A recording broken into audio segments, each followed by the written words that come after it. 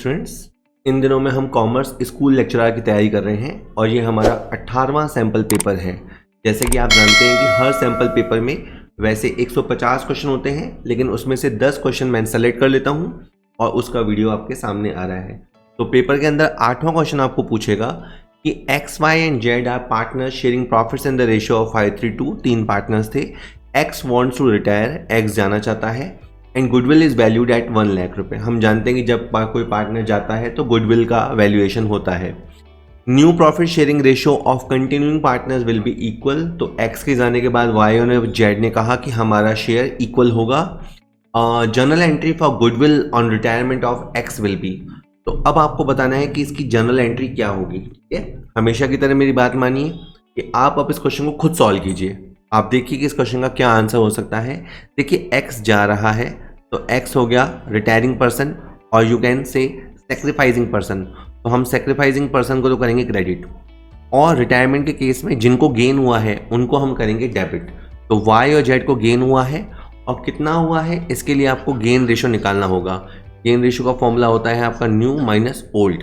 ठीक है, अगर हम वाई की बात करें, ठीक है, तो y का जो नया रेशो है वो इक्वल है, दैट इज 1/2 और y का जो पहले रेशो था वो था आपका 3/10। ठीक है, तो आप 1/2 में से 3/10 को आप लेस कीजिएगा। ठीक है, सिंपली 10 एलसीएम होके 5 - 3 तो यहाँ पे आ जाएगा 2/10। आप देखेंगे y का जो गेन आया है वो आया है 2/10। इसी तरह से आप z का गेन निकालेंगे, जो न्यू रेशो है और ओल्ड रेशो का जो गैप है उससे आप निकालेंगे तो उसका गेन रेशो आएगा 3/10। ठीक है, आपको करना क्या है कि जो 1 लाख रुपए की गुडविल है उसमें से जो x जा रहा है आप उसका शेयर कैलकुलेट कीजिए, उसका शेयर है और उसे आप क्रेडिट कीजिए 50,000 से। ठीक है, तो कभी भी ऐसा नहीं है कि 1 लाख रुपए फर्म्स गुडविल है तो आप पूरा उसके खाते में 1 लाख क्रेडिट करोगे, नहीं। आप उसका जो शेयर है वो उसके खाते में क्रेडिट करोगे। उसको कॉम्पनसेट कौन करेंगे, उसकी क्षतिपूर्ति कौन करेंगे, जो बचे हुए साझेदार हैं वो उसकी क्षतिपूर्ति करेंगे। जैसे वाई और जेड का रेशो आ रहा है 2:3 तो वाई इसमें से 20,000 रुपये कॉम्पनसेट करेगा और जेड इसमें से 30,000 कॉम्पनसेट करेगा। फिर आप ऑप्शन पढ़ लीजिएगा, आपका बी ऑप्शन बिल्कुल सही बैठ जाएगा। वाइज कैपिटल, जेड्स कैपिटल टू एक्स कैपिटल। ठीक है, और हमेशा से मैंने कहा कि क्वेश्चन का मकसद क्या है। कि जब ये क्वेश्चन आपके सामने आया दो सिचुएशंस है, या तो आपको क्वेश्चन आता है, वेरी गुड, नहीं आता तो इसका मतलब है आपका रिटायरमेंट के अंदर गुडविल ट्रीटमेंट वाला टॉपिक तैयार नहीं है, तो बस आप उसको तैयार कर लो। और यही एक तरीका है कि अपने आप को कहें होशियार करते चले जाने का, यानी आप अपनी जो कॉम्प्रिहेंसिव अप्रोच है उसे रखिए। हर बार एक नई चीज़ जैसे जैसे आपके अंदर ऐड होती जाएगी तो वो हो जाएगा। तो क्वेश्चन का पर्पस भी यही है। ठीक है, ये क्वेश्चन हो गई है। नेक्स्ट क्वेश्चन देखते हैं। Sale of land for cash below the cost results in. Well, आप सोचो इस क्वेश्चन का आंसर कि अगर आपने लागत मूल्य से कम पर भूमि को बेचा तो क्या परिणाम होगा। Increase in assets, decrease in assets, no change in assets, creation of fictitious assets. तो क्या होगा, तो सपोज करो आपका बैलेंस शीट है, ये अपने बैलेंस शीट क्रिएट कर लेते हैं। इधर लाइबिलिटीज है, मान लीजिए 80 लाख के लाइबिलिटी साइड, और इधर आपका असेट्स है और वो भी आपका है 80 लाख रुपए। ठीक है, क्योंकि बैलेंस शीट दोनों तरफ बराबर होती है। मान लेते हैं कि इस बैलेंस शीट में हमारे पास एक ज़मीन है, एक लैंड है जो कि 20 लाख रुपए की है, और ये भी मान लेते हैं कि अपन ने ज़मीन को 15 लाख में बेच दिया। तो अब क्या सिचुएशन होगी, अब ये सिचुएशन होगी कि आपकी लैंड खत्म हो जाएगी बैलेंस शीट में और आपके पास जो कैश है वो पहले से 15 लाख रुपए ज़्यादा हो जाएगा। तो आपने गौर किया क्या हुआ, एक तरफ तो आपकी असेट्स माइनस हुई और एक तरफ आपकी असेट्स इंक्रीज हुई, लेकिन फिर भी 5 लाख की कमी तो आई है। तो आपका बैलेंस शीट का साइज घटेगा, आपकी टोटल असेट्स में कमी आएगी। तो इसका आंसर बी रहेगा, कुल संपत्ति में कमी, a decrease in total assets. Again देखिए, अगर आप अकाउंटेंट बनने जा रहे हैं या अगर आप स्कूल लेक्चरर बनने जा रहे हैं तो आपको कॉमर्स की नॉलेज होनी चाहिए। जो ये अकाउंटिंग इक्वेशन वाला टॉपिक है, आपको जो ट्रांजैक्शंस होते हैं उनका प्रभाव समझ में आना चाहिए कि ये जैसे ट्रांजैक्शन है तो उसका क्या प्रभाव होगा। तो डेफिनेट हमारे पास कुछ असेट्स आया है कैश के फॉर्म में और कुछ असेट्स गया है फिक्स असेट्स के फॉर्म में, और ओवरऑल चूंकि हमने इसे कम भाव पे बेचा है तो हमें घाटा हुआ है। अगर आपके आंसर्स आते जाते हैं तो आप तुरंत अगले क्वेश्चन पे चला जाया करो, और अगर आपके आंसर्स नहीं बैठ रहे तो आप इसका थोड़ा लॉजिक वगैरह सुन लिया करो। चलिए ठीक है सर। पीडीएफ के अंदर जो 21st क्वेश्चन आपको मिलेगा उसमें पूछता है, during the year 2022 Ram withdrew 500 per month for consecutive 6 month in the last day of each month. आराम सुनिए, राम ने फर्म से 2022 के दौरान हर महीने की अंतिम तारीख को 6 माह तक 500 रुपये का आहरण किया। तो देखिए जनरली क्या होता है, जब हम तैयारी करते हैं तो हमने ऐसे क्वेश्चन देखे होते हैं कि हाँ, जहाँ पार्टनर हर महीने विड्रॉ करते हैं, फिर हम ये भी याद कर लेते हैं कि है ना, अगर है ना वो फर्स्ट डे पे विड्रॉ करेगा ना तो हम उससे 6.5 महीने का ब्याज लेंगे, और अगर ना वो मिड में विड्रॉ करेगा ना तो हम उससे 6 महीने का ब्याज लेंगे, और अगर वो एंड में विड्रॉ करेगा ना तो हम उससे 5.5 महीने का ब्याज लेंगे। ये बात सही है, लेकिन ये बात तब सही है जब कोई पार्टनर लगातार 12 महीने तक ड्राइंग करता है। जब कोई पार्टनर लगातार 12 महीने तक ड्राइंग करता है तो ये कोड होते हैं, ठीक है। और ये कोड कैसे बनते हैं वो भी मैं आपको बताता हूँ। जब 12 महीने तक ड्राइंग करते हैं तो उसका एक कोड होता है 12 + 1/2, ठीक है। इधर के लिए कोड होता है 12 + 0/2, और इधर के लिए कोड होता है 12 - 1/2। यानी ये जो 6.5, 6 और 5.5 बनते हैं वो इस तरीके से बनते हैं।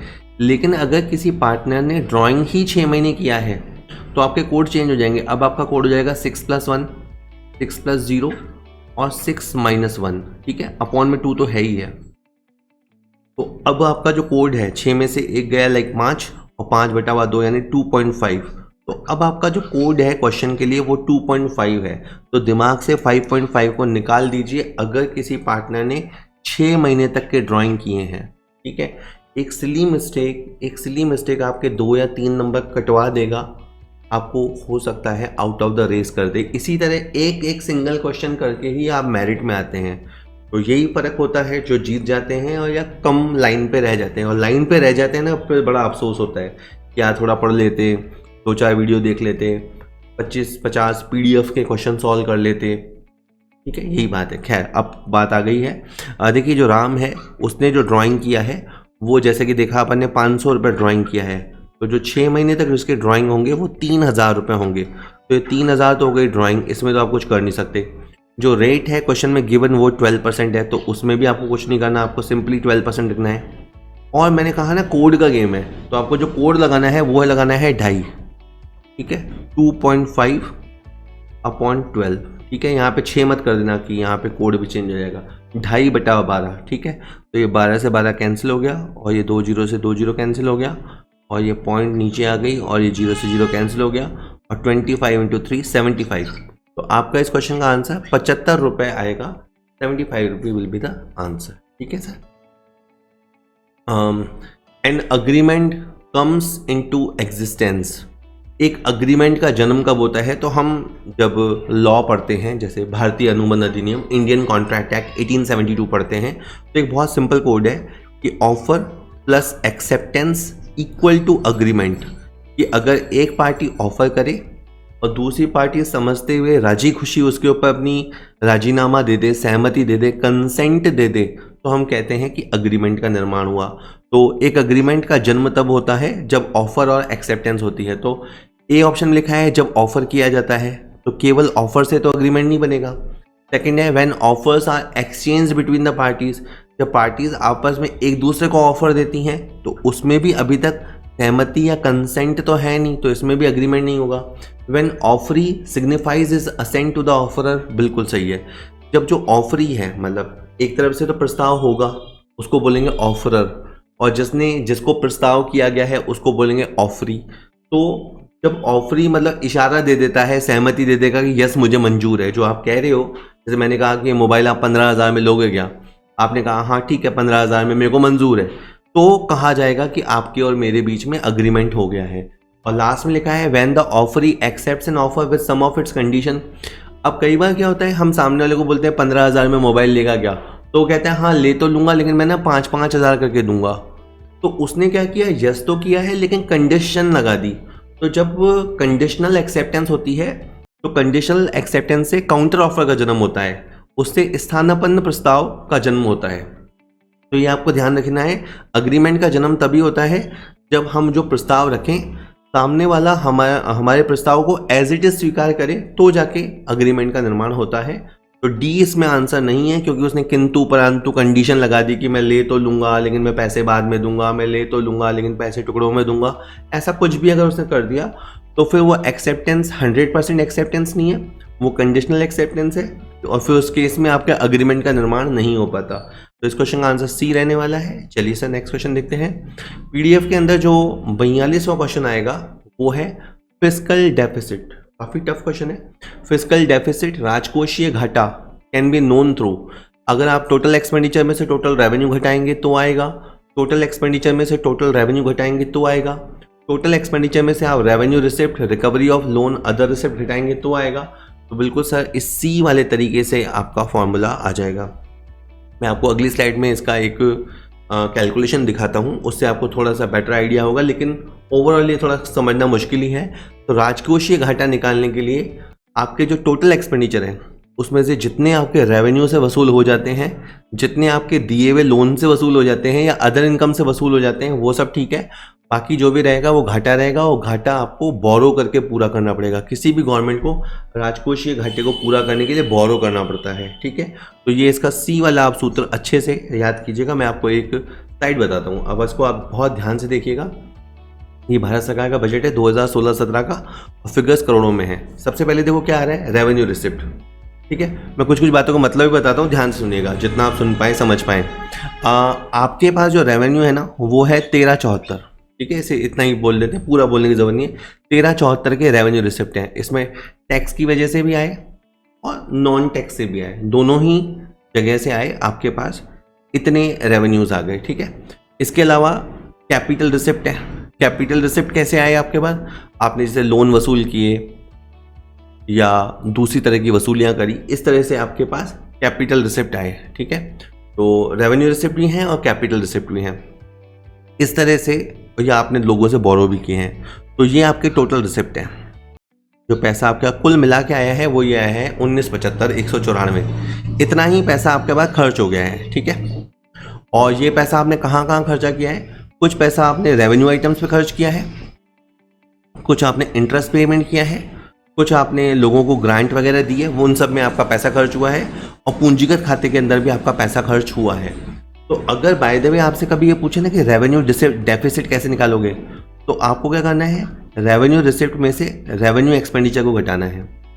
इसमें कोड भी लिखे हुए हैं, आप आराम से इसका स्क्रीनशॉट ले लीजिएगा। रेवेन्यू रिसिप्ट में से रेवेन्यू एक्सपेंडिचर जाएगा तो आपका रेवेन्यू डेफिसिट आएगा। लेकिन आपसे इस क्वेश्चन में पूछा है फिस्कल डेफिसिट, तो फिस्कल डेफिसिट के लिए आपका कोड ही होगा। वैसे तो मैं यहीं से बता सकता हूँ आपको कि जितना आपने बोरोइंग किया है ना वही आपका फिस्कल डेफिसिट है। लेकिन ये क्यों करना पड़ा, इसके लिए आपको अपना टोटल एक्सपेंडिचर देखना है, उसमें से जो आपकी रेवेन्यू रिसिप्ट है वो लेस करनी है, जो आपने लोन वसूली की है वो आपको लेस करना है। लोन वसूली का मतलब है जो हमने लोन दिया था और वसूल कर लिया, और आपकी जो अदर कोई रेवेन्यू है तो वो लेस करनी है। ये सब करते ही आपका फिस्कल डेफिसिट आ जाएगा। और एक और बात आप याद रख सको, अगर फिस्कल डेफिसिट में से आप जो इंटरेस्ट पे कर रहे हो वो हटा दोगे तो आपका प्राइमरी डेफिसिट आ जाएगा। तो मैंने 3 फॉर्मूले आपको बताने की कोशिश की, इनको आप 2 मिनट ठहर के इसको दोबारा सुन लीजिएगा तो आपको डेफिनेट आ जाएगा। तो सर ये जो क्वेश्चन आप लोग देख रहे हैं ये सारे के सारे अवेलेबल हैं फुल्ली। जैसे वीडियो में तो देखिए वीडियो की एक लिमिट होती है, मैं कितना बड़ा वीडियो बना लूँगा, तो जनरली मैं 8-10 क्वेश्चन सेलेक्ट कर लेता हूँ। लेकिन वैसे ये पूरा सैम्पल पेपर अवेलेबल है। और मैं आपको बता दूँ, जैसे ये 18वां सैम्पल पेपर आप देख रहे हैं, ठीक है। तो अब आप इसको देखिएगा। 18वें सैम्पल पेपर के अंदर जैसे 150 MCQ, ठीक है। 150 MCQ आपको इस फॉर्म में दिखाई देंगे, यानी क्वेश्चन आपको दिखाई देगा, वो इंग्लिश में भी होगा, हिंदी में भी होगा। आराम से आप कुछ क्वेश्चन देखिए। फॉर एग्जाम्पल आपने 4-5 क्वेश्चन देखे, फिर उसके बाद इसके सॉल्यूशन आ जाएंगे इस तरह आगे, यानी क्वेश्चन हिंदी इंग्लिश में। और टू द कोशिश की है कि किसी भी तरह का लाइक स्पेलिंग एरर या मैथमेटिकल एरर ना हो। और बाय द वे अगर रह भी जाता है तो आप मुझे व्हाट्सएप करके बता दें, मैं उसका करेक्शन कर दूंगा। और हर जगह आपको मेरा नंबर वगैरह दिखाई देगा। ये वीडियोस आपको, ये पेपर्स आपको कहाँ मिलेंगे, तो उसके लिए आपको कॉमर्स पॉइंट ऐप डाउनलोड करनी पड़ेगी, ठीक है। वो आप ये जो लोगो है इस समझ जाइएगा, ये यहाँ पे ये कॉमर्स पॉइंट का लोगो है, इससे आप आराम से देख पाएंगे और आराम से आप परचेज उसको डाउनलोड कर लीजिएगा। वहाँ काफ़ी सारा कंटेंट मैंने फ्री में भी प्रोवाइड कराया है। लेकिन जैसे ये जो सैम्पल पेपर है, टोटल मैंने 50 सैम्पल पेपर्स बनाए हैं, ठीक है। 50 सैम्पल पेपर्स बनाए हैं। तो अब आप देखिए कि एक सैम्पल पेपर में लाइक कितने क्वेश्चन हो गए, एक सैम्पल पेपर में आपके 150 क्वेश्चन है। 50 सैम्पल पेपर में लगभग 7,500 मल्टीपल चॉइस क्वेश्चन है और मात्र 249 केवल 249 रुपये में अवेलेबल होंगे आपको। आप बहुत अच्छी तैयारी कर पाएँ और बहुत ही नॉमिनल कीमत पे कर पाएँ, क्योंकि अधिकतर स्टूडेंट्स की तैयारी हो रखी होती है। डिटेल कोर्स भी बन रहा है, वो रेडी हो रहा है, लेकिन डिटेल कोर्स बनने में टाइम भी लगता है। लेकिन अभी जैसे स्टूडेंट्स की डिमांड थी कि सर आप तो हमें प्रैक्टिस करवा दीजिए अच्छी से अच्छी, तो यही प्रैक्टिस के पर्पज़ से ही ये बनाए गए हैं वीडियो। और आप देख सकते हैं मतलब इसमें लास्ट में जाके आपके साइकोलॉजी के क्वेश्चंस भी हैं, ठीक है। जस्ट अ मिनट तो दिखाता हूँ। जैसे आपके नॉर्मल क्वेश्चन चल रहे हैं और इसके बाद जो लास्ट में जाके 120 के बाद वहाँ पे 30 साइकोलॉजी के क्वेश्चंस भी हैं। इस तरह का पेपर पैटर्न रहता है, उसको पूरा फॉलो करने की कोशिश की और मिलते जुलते ही क्वेश्चन आएंगे, ऐसा कह सकते हैं। इस उम्मीद से आप कीजिएगा और 50 पेपर्स में तो बहुत अच्छी आपकी तैयारी हो जाएगी। तो बस यही था। चलिए सर, अभी और अपने क्वेश्चन बचे हैं, उनको अपन करेंगे। 73rd क्वेश्चन कहेगा आपको, in capital budgeting the term capital rationing implies. अब जब आप कैपिटल बस्टिंग वाला टॉपिक देखते हो तो कभी कभी उसमें शब्द आता है पूंजी राशनिंग। उसका क्या मतलब है? पहला ऑप्शन है that no retained earnings are available, कि हमारे पास कोई रिजर्व्स एंड सरप्लस नहीं है। That the limited funds are available for investment, कि हमारे पास इन्वेस्टमेंट के लिए फंड्स हैं पर बहुत ही लिमिटेड हैं। That no external funds can be raise, कि कैपिटल राशनिंग का ये मतलब है कि आप बाहर से पैसा ही नहीं उठा सकते। या that no fresh investment is required in current year, या इसका मतलब ये है कि आपको इस साल इन्वेस्ट करने की कोई ज़रूरत ही नहीं है। तो सर कैपिटल राशनिंग का प्रयोग तब होता है जब आपके पास लिमिटेड फंड्स होता है। जैसे सपोज कीजिए कि मेरे पास ए प्रोजेक्ट का भी ऑफर है, बी प्रोजेक्ट का भी है और सी प्रोजेक्ट का भी ऑफर है। अब इसके लिए मान लीजिए कि मुझे 20,000 या 20 लाख कह लीजिए, मुझे 20 लाख की आवश्यकता है। इस प्रोजेक्ट के लिए मुझे 30 लाख की आवश्यकता है और इस प्रोजेक्ट के लिए मान लीजिए कि मुझे 40 लाख रुपए की आवश्यकता है। तीनों ही प्रोजेक्ट मान लीजिए प्रॉफिटेबल है, हमने तीनों को एनालाइज कर लिया है, तीनों ही प्रोजेक्ट प्रॉफिटेबल है, लेकिन मान लीजिए कि मेरे पास केवल और केवल 35 लाख रुपए अवेलेबल है। तो अब मैं 35 लाख को कहाँ खर्च करूँ, ये मुझे सोचना पड़ेगा। तो जब मेरे पास लिमिटेड फंड्स होते हैं तब जो स्थिति उत्पन्न होती है उसको बोलते हैं कैपिटल राशनिंग। अब ये वर्ड्स आप दो तरह से कनेक्ट कर सकते हो। एक वर्ड होता है इंग्लिश में रेशन, रेशनली। जब अपन किसी भी चीज़ को बहुत ही विवेकपूर्ण तरीके से उपयोग करते हैं, रेशनली यूज़ करते हैं, तो वहाँ एक वर्ड आता है रेशन। और रेशन का मतलब यहाँ राशन भी ले सकते हो। जो राशन की दुकानें होते हैं वहाँ पे भी आपको बहुत नाप तोल की चीज़ें दी जाती है। तो बात ये है कि लिमिटेड फंड है, बहुत सारे प्रोजेक्ट हैं, तो आपको बहुत ही सोच समझ के पैसे को खर्च करना है। ऐसे में एक मेथड होता है प्रॉफिटेबिलिटी इंडेक्स मेथड, वो बहुत काम आता है। में आपको पता लग जाता है कि आप 1 रुपये लगाओगे तो 1 रुपये के सामने आपको कितने रुपए मिलेंगे। तो हम देखते हैं, मान लीजिए कि ए प्रोजेक्ट है, इसका PI आया 1.1, इसका PI आया मान लीजिए 1.2, इसका वो आया 1.3। तो हम कोशिश करेंगे पैसा यहाँ लगाने की, ठीक है। तो ठीक है, दो चीज़ें मैंने समझाने की कोशिश करी। कैपिटल रेशनिंग का बेसिकली यूज़ होता है जब आपके पास लिमिटेड फंड्स अवेलेबल हैं, ठीक है। नेक्स्ट क्वेश्चन देखते हैं, कहता है mean deviation is equal to. अब ये बहुत सारे आपको कोड दे रखे हैं, आपको बता रहे हैं कि MD किसके बराबर होता है। तो मैं इसका आपको ट्रिक बताता हूँ, आप ये याद कर लो, 6 QD बराबर 5 MD बराबर 4 SD, ठीक है। ये फॉर्मूला मतलब बहुत एक्सपीरियंस करके स्टैटिस्टिशियन ने निकाला है। सांख्यिकीविद जो होते हैं उन्होंने बहुत सोच समझ के ये फॉर्मूला निकाला है। इससे आप एक रफ अंदाज़ा तो लगा ही सकते हो। इससे आप चाहो तो 9 फॉर्मूले क्रिएट कर सकते हो। बट अभी जो है मीन डिविएशन, आप देखो सामने सारे ऑप्शनों में स्टैंडर्ड डिविएशन आ रहा है, तो अपने को MD को SD से कनेक्ट करने की ज़रूरत है, ठीक है। तो मैं कर लेता हूँ उसको कनेक्ट। अभी यहाँ से वापस उठा लेते हैं, 5 MD बराबर 4 SD के। ऐसे में अगर MD का मान कहें तो 5 इसके नीचे चला जाएगा, तो ये हो जाएगा 4/5 SD। तो ये वाला जहाँ बैठेगा कि MD इक्वल टू 4/5 SD, वो सही हो जाएगा। तो MD इक्वल टू 4/5 SD, ये मुझे C ऑप्शन में दिखाई दे रहा है, तो इसका आंसर C रहने वाला है। कभी कभी वो ये भी कर सकता है कि MD बराबर 4 और 5 करके इसको सॉल्व करके वो 0.8 बना दे। तो 0.8 वाले ऑप्शन के लिए भी तैयार रहना, और ये घुमा फिरा के बहुत तरीके से क्वेश्चन पूछा जा सकता है, ठीक है सर। चलिए नेक्स्ट देखते हैं। Last step taken for the establishment of a business venture is.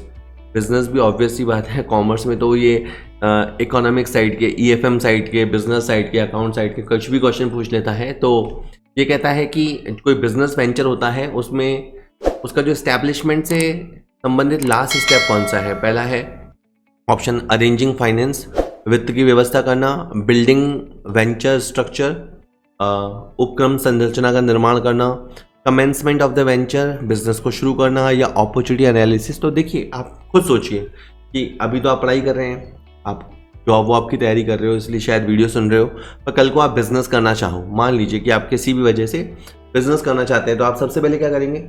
सबसे पहले आप अपॉर्चुनिटी देखेंगे कि मैं कौन सा बिजनेस कर सकता हूँ या कहाँ मौका है या कहाँ अवसर है। ठीक है, सबसे पहले आप अपॉर्चुनिटी एनालिसिस करेंगे, यानी इस क्वेश्चन के हिसाब से आपका सबसे पहले डी वाला कदम होगा, अपॉर्चुनिटी एनालिसिस। ठीक है, उसके बाद आपको कोई बिजनेस समझ में आ गया तो आप फंड का जुगाड़ करोगे, यानी आप फाइनेंस का जुगाड़ करोगे। ठीक है, फाइनेंस के जुगाड़ करने के बाद आप फैक्ट्री या जो भी वर्कशॉप है या जो भी है स्ट्रक्चर, वो स्ट्रक्चर डिज़ाइन करना शुरू करोगे। ठीक है, टीम बनाओगे, ढांचा तैयार करोगे, तो उसके बाद और आखिर में आप फीता काटोगे।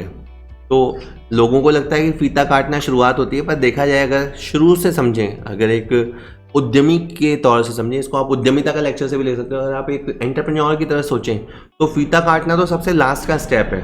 ठीक है ना, तो इसने क्वेश्चन यूं ही पूछा है कि बताइए कि जब किसी बिजनेस वेंचर की शुरुआत की जाती है तो उसमें लास्ट स्टेप क्या होता है? तो लास्ट स्टेप तो सिंपल है कि लोगों को बुलाओ, उनको प्लेट खिलाओ नाश्ते चाय की, उनको बताओ कि हमने बिजनेस शुरू किया है, आपकी दुआओं की ज़रूरत है।